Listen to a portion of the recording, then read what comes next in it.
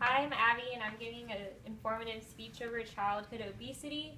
Childhood obesity is a growing epidemic in the United States. It's something that it's increasing more in the 21st century than any other.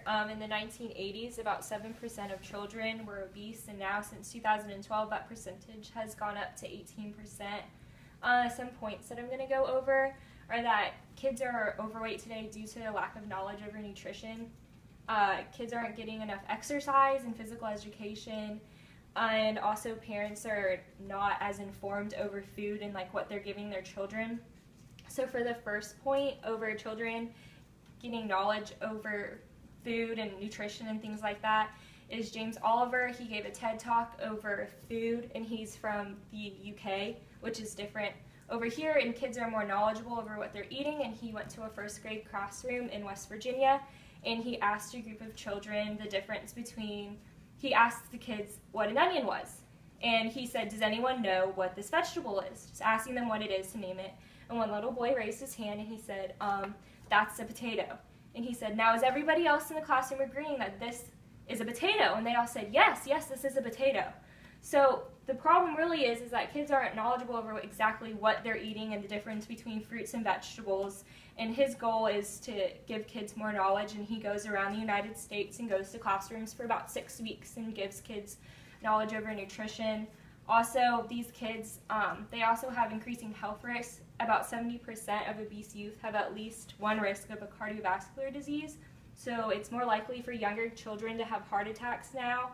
Also, these obese adolescents are more likely to have pre-diabetes, a condition in which blood glucose levels indicate a high risk for development of diabetes. So younger children today are developing diabetes, which is a health concern for doctors, is that they're used to treating people in their 50s and 60s for diabetes, and instead they're trying to figure out what to do with a 14 and 15-year-old and how to do their medication and insulin levels, and so it's just harder to deal with kids that are younger. Also, there's a video called Fed Up. It's a documentary. They discuss over 3 children who are also overweight and their different challenges that they faced. And one little girl, she was told to do Weight Watchers. So even doctors, they don't know what to do with children this young, because it's not like you can tell them, let's do lap band surgery over someone older, because it's just not healthy. So she was told to do Weight Watchers and just try to maintain her diet instead of giving her more knowledge over other things she can do. So doctors also, they need to teach these young kids over nutrition and exactly what they're eating. The second point is over physical education and just telling kids they need to go out. Let's Play is a good organization that tells kids to go outside, but really that's not enough. 49 states require PE, but that doesn't mean that they enforce PE classes. So if most schools, what they do is if classroom time, they don't get enough classroom time that day, they skip their PE. So instead of kids going out and walking around outside for that day or recess, they have to sit in the classroom and catch back up over a lesson that they didn't get. So these kids are stuck in the classroom, and most parents also say PE is ruining classroom time and kids aren't getting what they're supposed to, but the United States, the UK, Australia, they all perform studies over the kids that are more active and then their academic success, and there's a positive correlation in both their studies that they found that the more a kid is outside and the more active they are, the better students that they are. And this could be due just to that they're releasing all that energy and that maybe they can just pay attention in class longer. Another thing is also parents, because these are the main people that feed kids when they go home.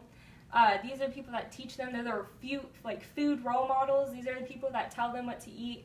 About 40% of family food money are now spent on food away from the home, so less people are eating at home. That's also a problem. Most people think they go out to a restaurant, it's different than getting fast food, but a hamburger at McDonald's is still a hamburger and french fries if you go eat it at a nice sit-down restaurant. It's still not good for your kids. And that could also be leading towards why kids today are not sure about fruits and vegetables, because when they see french fries, they don't understand that those french fries are just potatoes cut up and deep fried. They just see their french fries on their plate.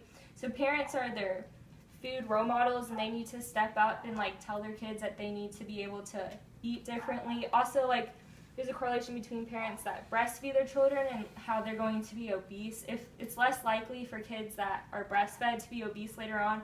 So there's just little things that parents can do early on in their life to prevent for them to have health risks. Just like children today, do they just need to have more like nutritional value? They need to know what they're consuming in their bodies. They need to understand that like sugar is just not good for you, and even though you do like that Coke, like it's just addicting, and Coke products especially, like they try to hook children early on. There needs to be more importance on physical activity and kids going outside and playing less video games, and parents need to have more knowledge over what they're feeding their children because they're the ones that teach them exactly what they're putting into